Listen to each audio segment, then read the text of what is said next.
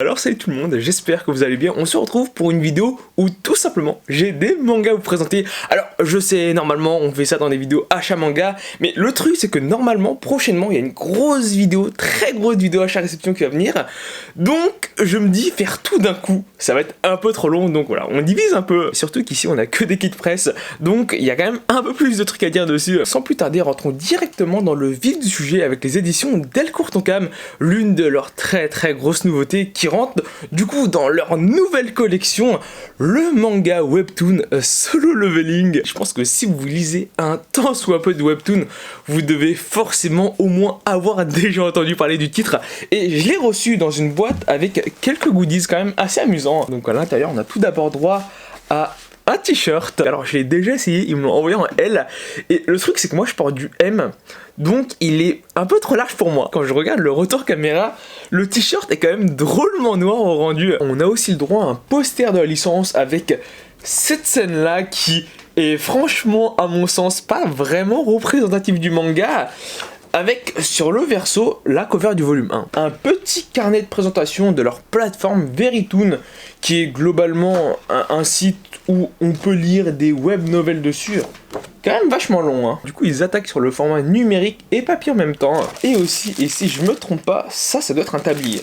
Je sais pas pourquoi je pensais à un tablier, parce que non en fait c'est un sac en tissu. Un peu plus sérieusement, pour revenir sur le manga Solo Leveling, alors c'est quand même assez amusant parce que du coup pour l'éditer, les éditions Delcourt Tonkam ont créé un nouveau label. Alors je sais même pas si on pourrait appeler ça vraiment un label, ce serait plus une maison d'édition sœur. Pour bien que vous vous imaginez le truc, en fait la collection Kabook, elle possède son propre compte Twitter. Ça montre bien quand même qu'ils misent beaucoup sur le webtoon parce qu'il y a d'autres maisons d'édition qui se sont aussi lancées dedans. Par exemple, et c'est la première chose qui m'est venue en tête, c'est un peu comme les éditions Kiyun qui ont commencé les webtoons aussi en 2021 en créant une collection webtoon, mais c'est un peu comme leur collection Kizuna ou Latitude. Alors que Manabook c'est une filiale de Kiyun qui s'occupe exclusivement du côté jeux vidéo.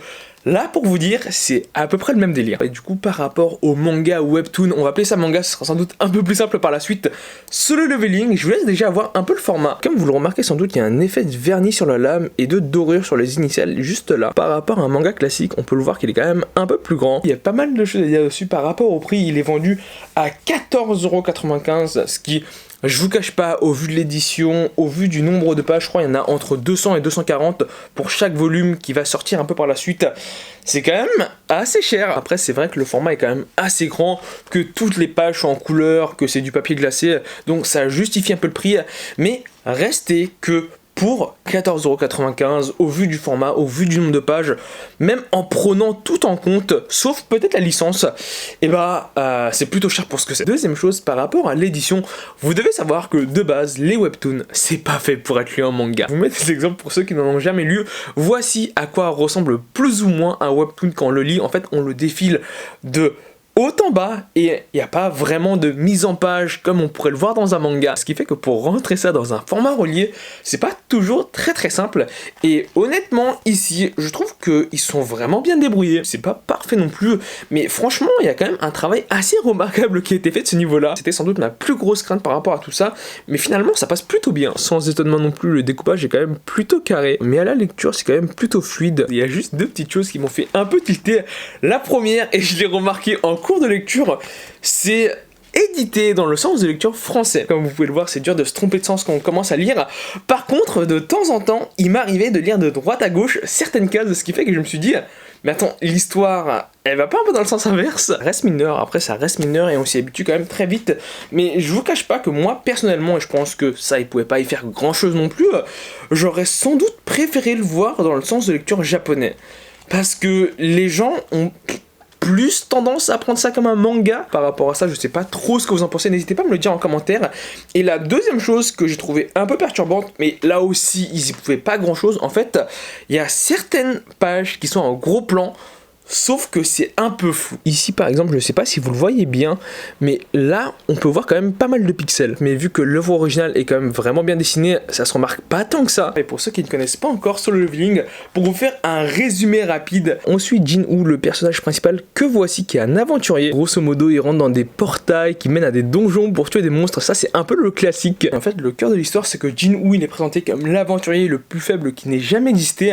À un moment, il rentre dans un donjon, il y a plein de trucs qui se passent, il subit un double éveil, donc il obtient de nouvelles capacités, et ça lui permet de devenir très très fort, très très vite. Si vous lisez des isekai, vous devriez comprendre assez vite, il obtient une compétence de jeu vidéo. Je vous laisse constater tout ça sur cette planche là. Pour vous dire un peu le niveau du truc, Solo Leveling, c'est actuellement le seul webtoon que je lis et c'est sans doute le meilleur webtoon que j'ai lu. Les 2 premiers volumes seront quand même assez longs à mon sens, surtout quand on connaît déjà un peu l'histoire, mais quand ça va partir très très vite et très fort. Ensuite, deuxième série que je vais vous présenter, qui est aussi dans un magnifique kit presse, qui n'est autre que le manga Mashle ou Mashle, je sais pas vraiment comment ça se prononce. Du coup, normalement, et je pense que ça se voit un peu ici, il y a des petits pointillés avec écrit "Tu n'as pas de magie, utilise la force de ton poing pour ouvrir la boîte".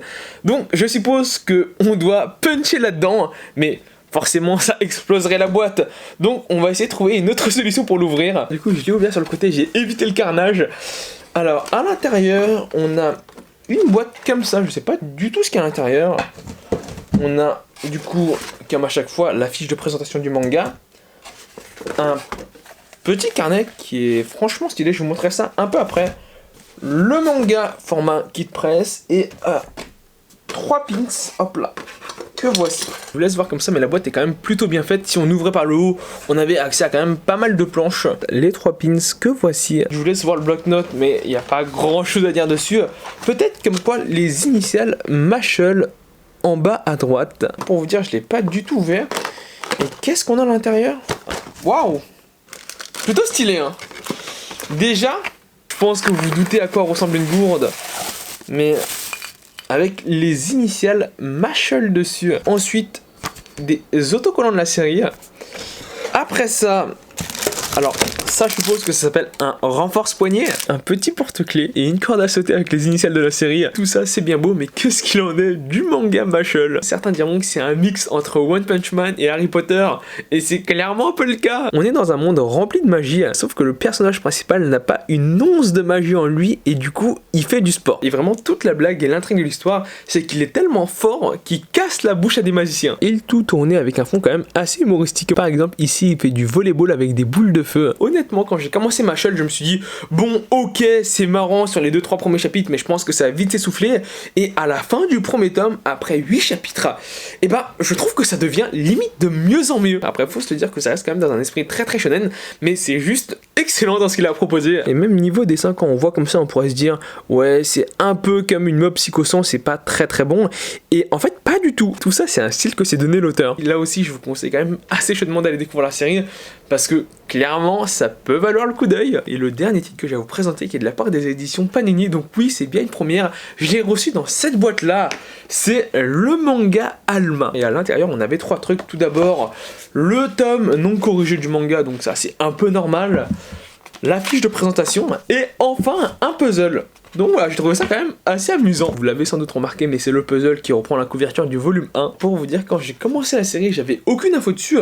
Donc au début, franchement, c'était quand même une bonne surprise, déjà au niveau dessin. Parce que faut se le dire que c'est quand même une assez grosse claque. J'aime beaucoup le Karazen et je trouve le niveau quand même assez élevé. Mais c'est vraiment cette scène là qui m'a donné envie de poursuivre le titre. Et pour vous faire un résumé assez rapide, nous on suit l'histoire de Rei et de Trace dans un monde post-apocalyptique qui cherche tout simplement la trace d'autres êtres humains. Je vais pas vous en dire plus parce que après ça va clairement un peu spoiler. Mais quand j'ai commencé le manga, je me suis dit ouais c'est plutôt intéressant. Et arrivé un moment, je crois c'est vraiment vers la fin, vers les 2 derniers chapitres, non même vers le dernier chapitre, il se passe un truc. Et à ce moment-là, on se dit, ça va beaucoup trop vite. Moi, je pensais vraiment qu'au vu de la qualité des premiers chapitres, la série était en cours et qu'elle allait durer. Et quand j'ai vu cette scène-là, ça m'a mis un peu le doute. Et à la fin du manga, je suis allé check et voilà. La licence, c'est fini en 4 volumes. Je suis quand même assez mitigé. Le titre peut valoir le coup d'œil si vous adorez la SF. Mais voilà, faut pas s'attendre à quelque chose d'incroyable non plus. Donc la vidéo se termine ici. J'espère vraiment qu'elle t'a plu. Si c'est le cas, n'hésite pas à t'abonner. C'est le plus important. À laisser un pouce bleu, à laisser un commentaire. Sur ce, je te dis à la prochaine. Allez, salut!